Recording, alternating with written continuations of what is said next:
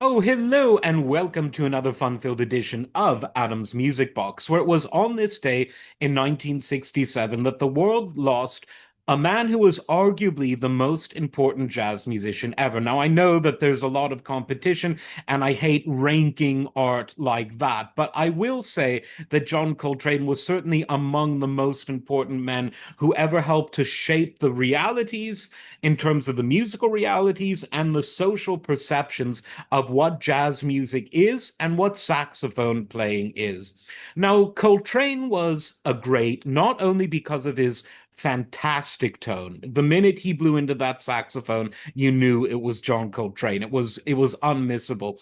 Not just because of his great writing, he was a wonderful composer, but I think more than any of that, it was his great innovation. He took jazz into several new eras, and by the time he left the world far too early in 1967, he was such a great innovator who took jazz into different directions, and I would say helped jazz to stay musically relevant, even at a time when it was falling into a place sociologically where it was getting further and further from the foreground.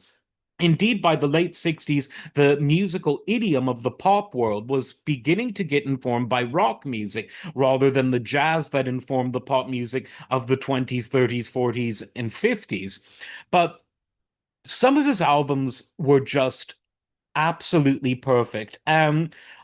I guess we kind of have to start with A Love Supreme because this album was sort of Coltrane at his spiritual musical apex, you could say. It was just an iconic album for its originality, for its playing, for the fact that it took music of this nature that was very virtuosic and complex and elevated it into what one might call instrumental gospel music.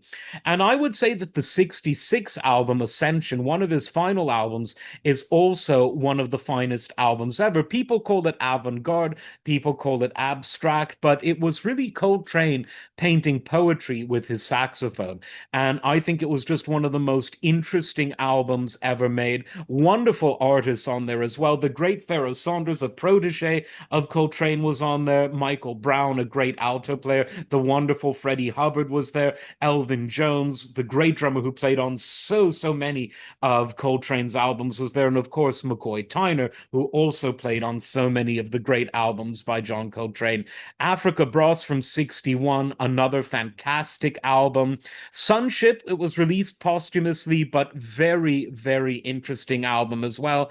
Ohm, another very interesting one, which featured Pharoah Saunders, certainly one of the most, if not the most abstract releases of Coltrane. But again, you feel the spiritual warmth and the soul, even though the music can be quite dissonant and the improvisational can be quite obtuse at times. Going in the total opposite direction, you can also see the subtlety and sensitivity of Coltrane on another album from the early 60s, this from 63, and this was John Coltrane and Johnny Hartman. Now, Johnny Hartman is one of the finest vocalists of all time, that deep, smooth baritone that can do no wrong. I've done a video on him, so check that out. But this melding of the beautiful voice and the beautiful sax just worked so perfectly. And it demonstrated, much like a somewhat earlier album, My Favorite Things demonstrated, that Coltrane could be fire and ice. He could be impassioned. He could be explosive. He could be abstract, but he could also be very human and very warm and very tactful in his playing. He could really do it all. And he set the standard along with many other great ones. But in my mind, more than anyone else of that golden era, he really set the standard for jazz saxophone. And to this day, there is a contemporary church in San Francisco that deifies him, if you will, as a saint, or canonizes him, I should say, is the more appropriate word. This is the I'm just looking at it now, the St. Gregory of Nyssa. I might be pronouncing it wrong. Episcopal Church of San Francisco. I think it's very interesting that his very sincere spiritual tendencies were that influential on people that did see him as a kind of prophetic musician.